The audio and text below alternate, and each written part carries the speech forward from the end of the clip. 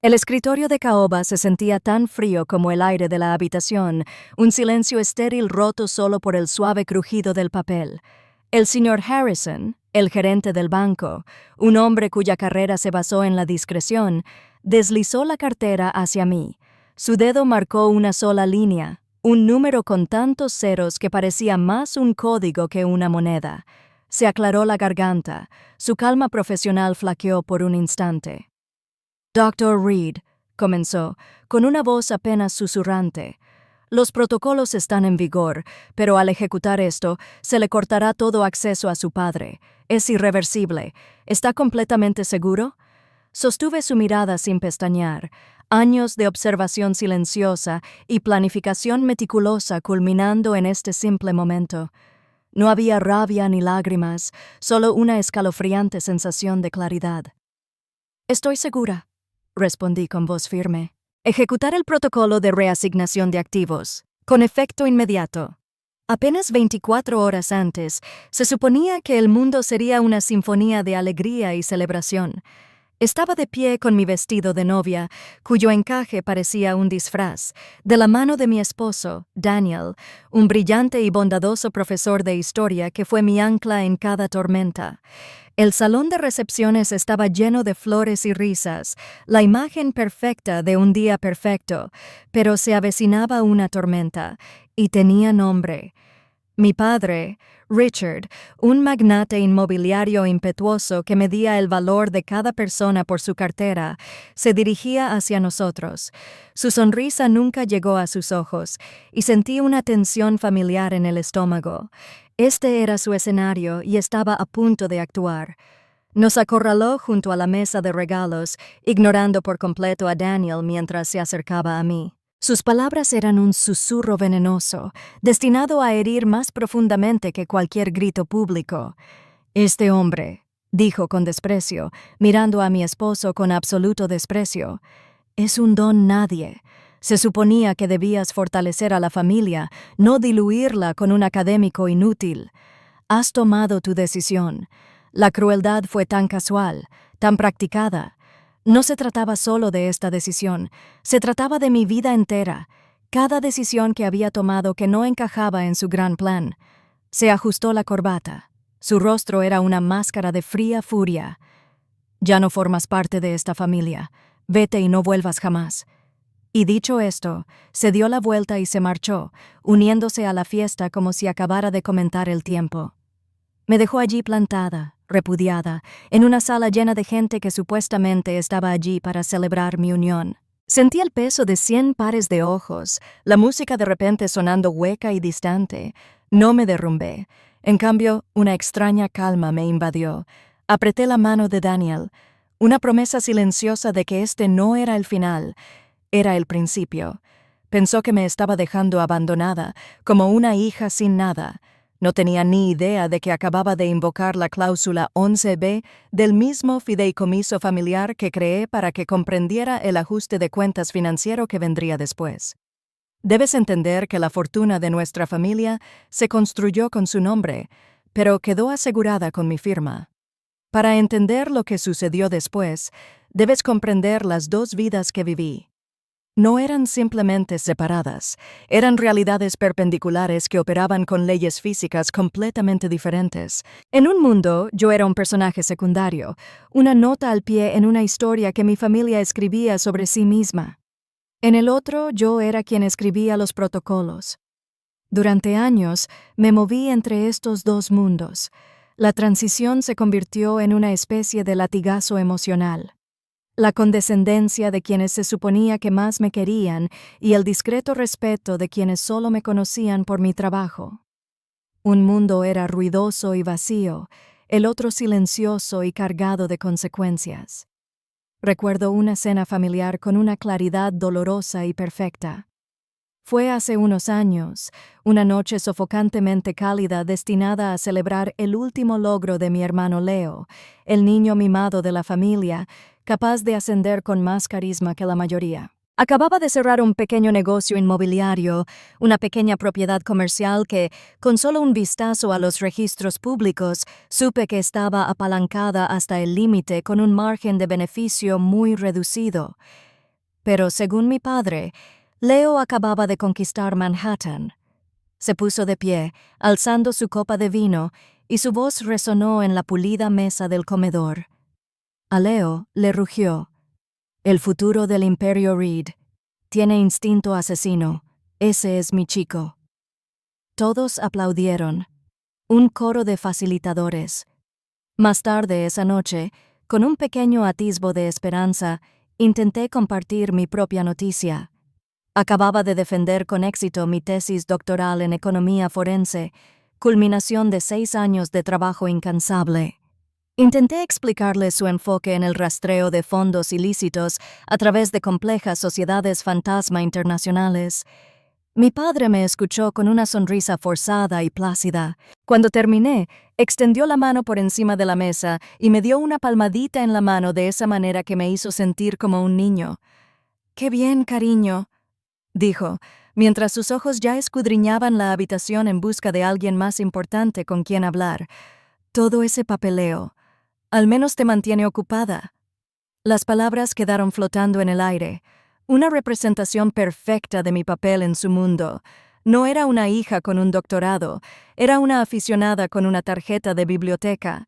Vi los libros de texto sin comprar, las becas que tuve que conseguir por mi cuenta, el total desinterés por mis premios académicos. Todo se concentró en esa palmadita desdeñosa. Mi realidad profesional no podría haber sido más diferente. Mi oficina no era una oficina. Era una sala de reuniones segura y sin ventanas en el Departamento del Tesoro de Estados Unidos, un lugar donde los teléfonos estaban prohibidos y el aire mismo se sentía cargado de secretos. Aquí, yo no era Honey. Era el Dr. Reed, analista senior de la Oficina de Control de Activos Extranjeros. Mi papeleo consistía en mapear las redes financieras de los enemigos del Estado. No solo me mantuve ocupado, desmantelé imperios construidos sobre dinero blanqueado. Recuerdo estar de pie ante un grupo de altos funcionarios del Tesoro, el Departamento de Justicia y el Pentágono, con cara de piedra. La única luz en la habitación provenía del complejo diagrama de flujo proyectado en la pantalla detrás de mí. Mi voz era el único sonido mientras detallaba mis hallazgos. Usé frases que habrían carecido de sentido en la mesa familiar. Mediante el rastreo de activos multijurisdiccional, expliqué el caso señalando una nota en el diagrama. Identificamos una serie de empresas fantasma anidadas. Iniciamos protocolos de aplicación de sanciones para congelar los activos de este líder de un cártel internacional por más de $200 millones antes de que pudieran ser transferidos. Hablé sobre inteligencia financiera y presión económica como instrumentos de seguridad nacional. Al terminar, no hubo ninguna palmadita condescendiente. Hubo un largo silencio seguido de una excelente y discreta lectura de un hombre cuyo nombre rara vez se menciona en público. En esa sala, mi análisis importaba. Mi competencia era mi moneda, y era la única moneda que respetaban. Allí no era invisible, era esencial. La base de todo esto, el arma que él me entregó, se había establecido 10 años antes. Acababa de graduarme, y aún era lo suficientemente ingenuo como para creer que mis habilidades podrían ganarme el respeto de mi padre. Me llamó a su estudio, quejándose de los impuestos y los riesgos legales. Quería proteger el dinero familiar para construir una fortaleza alrededor de su patrimonio. Me pidió que estructurara el fideicomiso revocable de la familia Reed. «Tú ocúpate de los detalles, Evelyn», dijo, con un gesto de desdén. «Con la montaña de investigación legal preliminar que preparé, se te da bien». Lo veía más como mi pequeño pasatiempo con el papeleo, una tarea para mantenerme ocupado mientras Leo estaba fuera aprendiendo a ser rey. Y así lo hice. Pasé meses estructurando un fideicomiso que era una obra maestra legal infalible, y una noche, en la tranquilidad de mi apartamento, añadí una cláusula especial. No nació de la malicia. No entonces. Fue un instinto de supervivencia, fue la respuesta a toda una vida viendo cómo sus caprichos emocionales dictaban la realidad de nuestra familia. Redacté la cláusula 11b, el fideicomisario sucesor. Era una contingencia simple pero contundente. Declaraba, en términos legales concisos pero inequívocos, que si el beneficiario principal, mi padre, desautorizaba voluntaria y públicamente a un heredero designado, todo el control administrativo de los activos del fideicomiso pasaría a mí de forma inmediata e irrevocable. Era un paracaídas legal. Cuando presenté el documento final, una carpeta de 7,6 centímetros de grosor, ni siquiera la abrió. Simplemente destapó su costosa pluma estilográfica, firmó con un floreo y dijo: «Genial. Ahora, si me disculpan, llego tarde a la hora del té». Durante años había aceptado su narrativa. La hija callada, el aburrido analista de números. Pero mi padre, en su arrogancia, olvidó la primera regla de los contratos.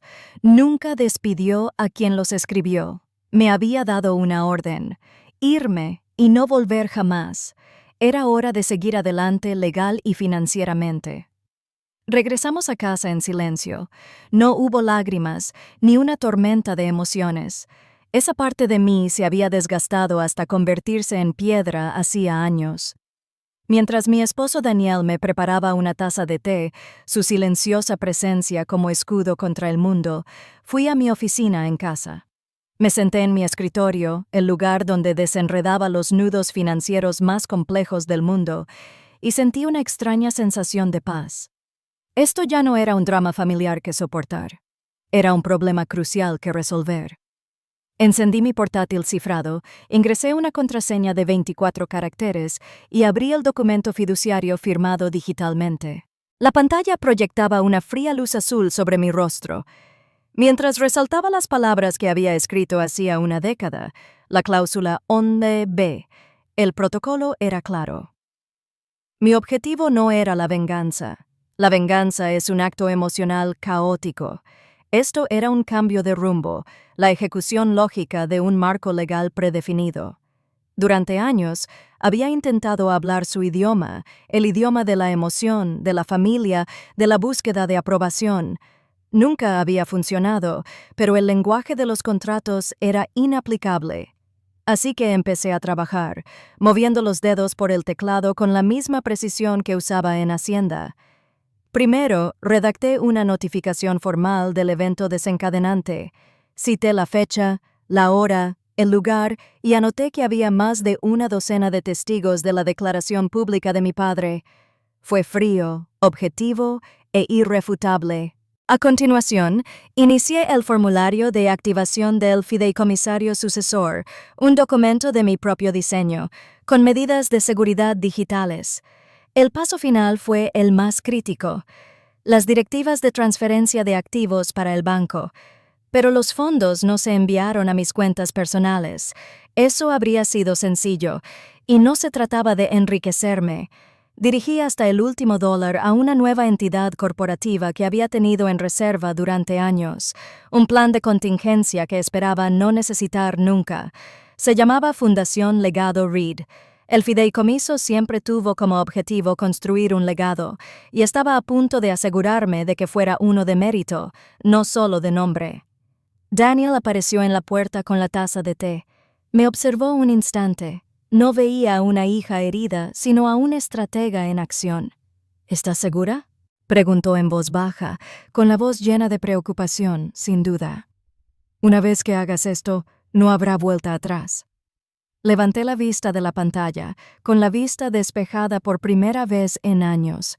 Todo el dolor, toda la indiferencia, se había condensado en ese instante de acción.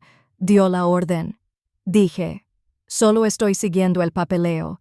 Hice clic en imprimir y la única declaración crucial salió de la máquina. «Necesito la firma de un testigo». Se acercó, tomó el bolígrafo que le ofrecí y firmó con pulso firme. Los documentos fueron firmados, escaneados y enviados digitalmente al banco y a mi asesor legal antes del amanecer. Mi padre y mi hermano probablemente aún dormían la mona, soñando con el imperio que creían controlar. No tenían ni idea de que ya les habían revocado el acceso. El ajuste de cuentas no empezó con un trueno. Empezó con el pitido silencioso y vergonzoso de una tarjeta de crédito rechazada. Según me contaron después, mi padre y mi hermano estaban en la oficina a la mañana siguiente, aún en la euforia de la boda. Se reían y presumían, mi padre probablemente contando cómo me puso en mi lugar. Leo, siempre a la moda, fue a invitar a una ronda de cafés para celebrar en la oficina y su tarjeta corporativa, la que no tenía límite oficial, fue rechazada. Lo tomó a broma, como un fallo del sistema, una molestia, pero no pudieron tomarse a broma la siguiente llamada. Era del exclusivo club de golf de mi padre, el epicentro de su vida social y empresarial. El gerente del club fue cortés pero firme. La membresía del señor Reed había sido suspendida por falta de pago de sus cuotas. De hecho, la transferencia automática había sido denegada esa misma mañana. Fue entonces cuando apareció la primera grieta en el mundo de absoluta certeza de mi padre. Una tarjeta rechazada podía ser pura casualidad. El club de golf era una fundación. Me imagino la escena a la perfección. La llamada nerviosa a su banquero privado, la música de espera que se prolongó eternamente y luego la voz profesional entrecortada al otro lado informándoles de que su acceso había sido restringido. Fue entonces cuando la confusión se transformó en pánico absoluto. Y fue entonces cuando recibieron el correo electrónico del abogado de la familia, convocándolos a una reunión urgente sobre el fideicomiso Reed. Mi esposo Daniel y yo ya estábamos allí, sentados en los lujosos sillones de cuero de la sala de conferencias. Llevábamos 20 minutos allí, bebiendo agua y hablando en voz baja. Me sentí extrañamente tranquilo, como un general observando el campo de batalla tras las últimas órdenes. Estábamos en la oficina del señor Gable, abogado de la familia durante 30 años, un hombre que había presenciado cada triunfo y cada rabieta, un archivo ambulante de los secretos de nuestra familia. Era un hombre de leyes, y hoy la ley estaba de mi parte. La habitación estaba en silencio, aislada del caos de la ciudad exterior. Era un mundo de contratos vinculantes y acciones irrevocables. Era mi mundo. Cuando mi padre y Leo irrumpieron, trajeron consigo el caos. No caminaron. Arrasaron. El rostro de mi padre era una máscara de furia atronadora. «¿Qué es esto?», gritó, golpeando la mesa de caoba con la mano, haciendo saltar los vasos de agua. «Nuestras cuentas están congeladas. Esto es obra tuya», gruñó, señalándome con un dedo tembloroso. Ni me inmuté. Solo lo miré con expresión indescifrable. El señor Gable, siempre profesional, levantó una mano. «Richard, por favor, siéntate». Esperó a que se sentaran a regañadientes antes de deslizar 2 documentos por la mesa. Uno era una copia del documento fiduciario que habían ignorado. La otra era la declaración que había firmado la noche anterior. «Richard», comenzó el señor Gable, con voz grave y sin compasión, según los términos del fideicomiso que firmaste el 12 de mayo de 2015. Específicamente, la cláusula 11b. Tus acciones en la boda de tu hija constituyeron un incumplimiento del beneficiario. Dejó el término legal en el aire. Su desautorización pública de un heredero designado fue el detonante. Por lo tanto, a las 8:01 de esta mañana, el Dr. Reed, y noté el título formal que usó, asumió plena posesión del fideicomiso y todos sus activos. El rostro de mi padre pasó de la furia púrpura a la conmoción, con la mandíbula desencajada y pálida. Toda la fanfarronería, todo el poder, se desvaneció. Miró el papel, luego a mí, como si no pudiera comprender lo que estaba pasando. Leo fue el primero en recuperar la voz, un chillido agudo y de pánico. «No puedes hacer esto», gritó, con los ojos abiertos de par en par por el terror. «Ese dinero es para la familia. Es nuestro legado». Finalmente giré la cabeza y miré directamente a mi hermano por primera vez. Durante todos estos años, él fue el niño miope y yo, la sombra. Todo se reducía a esto, su pánico y mi calma. Mi voz al hablar era tranquila y controlada. Papá fue muy claro anoche. «Leo, ya no formo parte de la familia». Dejé que mis palabras se asentaran en el silencio sofocante. Por lo tanto, actúo en mi calidad de fideicomisario. Es mi deber fiduciario proteger el legado del fideicomiso de un beneficiario principal que demostró una profunda imprudencia financiera y emocional. Mi padre finalmente parpadeó, un destello del anciano regresó, pero esta vez era diferente. La ira había desaparecido, reemplazada por una mirada desesperada y suplicante que nunca antes había visto. Evelyn, susurró con la voz quebrada, eres mi hija. Miré al hombre que me había repudiado horas antes. Según usted, respondí, poniéndome de pie. Soy un desconocido y, como fideicomisario, tengo el deber fiduciario de no dejar que desconocidos controlen esta cartera. La reunión terminó. Cuando Daniel y yo salimos del despacho del abogado, la luz del sol de la ciudad parecía increíblemente brillante. Fue como salir de un teatro oscuro y estrecho después de una obra que llevaba 30 años en cartel. Respiré hondo y el aire se sintió limpio, nuevo. No hablamos mientras caminábamos hacia el coche. No hacía falta. El silencio entre nosotros era reconfortante, lleno de una comprensión que trascendía las palabras. No miré atrás. En esa habitación no quedaba nada para mí, salvo fantasmas. El fantasma de una hija que se esforzó demasiado. El fantasma de una familia que nunca existió. No me alejaba de ellos. Caminaba hacia mí misma. Ya no me rodeaba el peso sofocante de la obligación, sino la integridad serena e inquebrantable de mi propio trabajo. Y por primera vez me sentí verdaderamente libre. Un año después, me encontraba en un escenario diferente. No había opulentos arreglos florales ni esculturas de hielo. Esta sala estaba llena de algo mucho más valioso, potencial. Era la primera ceremonia anual de premios de la Fundación Legado Reed, la organización que había construido desde cero. En primera fila, mi esposo Daniel me observaba con una sonrisa serena y orgullosa. El resto de los asientos estaban ocupados por mi junta directiva, académicos, científicos y líderes de la industria que se habían convertido en mis verdaderos colegas, mi nueva comunidad. Estaba en el podio para entregar nuestra primera beca importante, una subvención que cambiaría la vida de una joven y brillante estudiante de ingeniería que tenía un plan audaz para crear sistemas de purificación de agua de bajo costo. La miré a ella y a todos los demás rostros esperanzados en la sala. Un legado no es algo que se hereda, dije por el micrófono con voz clara y firme. No es un nombre grabado en un edificio ni un número en una cuenta bancaria. Un verdadero legado es el impacto que dejas, las oportunidades que creas para los demás. Es un testimonio no de lo que poseías, sino de lo que construiste. Cuando llamé a la joven y le entregué el cheque de gran tamaño, los aplausos en la sala se sintieron auténticos, merecidos. Esto, pensé, para esto era todo. No se trataba de quitarle algo a mi padre. Se trataba de crear algo que nos sobreviviera a todos. En cuanto al imperio que mi padre y mi hermano creían controlar, se derrumbó justo como yo sabía que sucedería.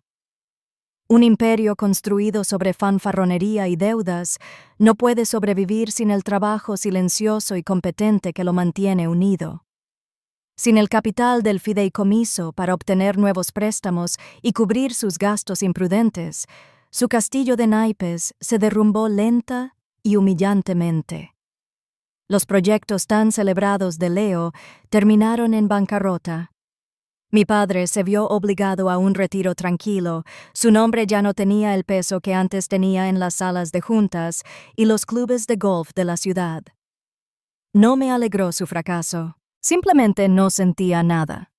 Era el resultado lógico de un sistema defectuoso, una ecuación que finalmente resolvía X. Su destino era consecuencia de su propia creación. Hace unos meses estaba en mi oficina, el lugar donde ahora paso mis días. Es un espacio tranquilo, lleno de libros y el zumbido de una computadora potente. Estaba revisando una prometedora propuesta de subvención para un proyecto de investigación médica. Apareció una notificación de correo electrónico en mi pantalla, un pequeño pitido intrusivo de otro mundo. El remitente era Leo. El asunto contenía una sola palabra patética: por favor. Lo abrí, en contra de mi buen juicio. Era justo lo que esperaba. Una súplica inconexa y llena de errores tipográficos para un préstamo, una compra, una segunda oportunidad. Escribió sobre la familia, sobre la sangre, usando palabras que hacía tiempo habían perdido su significado para mí. Era un extraño que hablaba una lengua muerta. Leí las primeras líneas y mi expresión no cambió. No había ira, ni compasión, ni siquiera un rastro del viejo dolor. Pensé en borrarlo, en borrar este último eco desesperado de mi vida, pero no lo hice. En cambio, moví el cursor al botón de archivar y pulsé. El mensaje desapareció de mi bandeja de entrada, archivado, pero no destruido, reconocido, pero sin poder. Mi paz ya no dependía de su ausencia ni de su disculpa, era mía. Volví a concentrarme en la propuesta que tenía sobre el escritorio, en el futuro que estaba construyendo. Mi padre me ordenó que me fuera y no volviera jamás, creyendo que me lo estaba arrebatando todo. No entendía que solo estaba firmando el último documento de transferencia de un legado que ya había construido. Si alguna vez has tenido que imponer un límite que otros creían que eras demasiado débil para construir, cuéntanoslo en los comentarios. En esta comunidad valoramos la letra pequeña.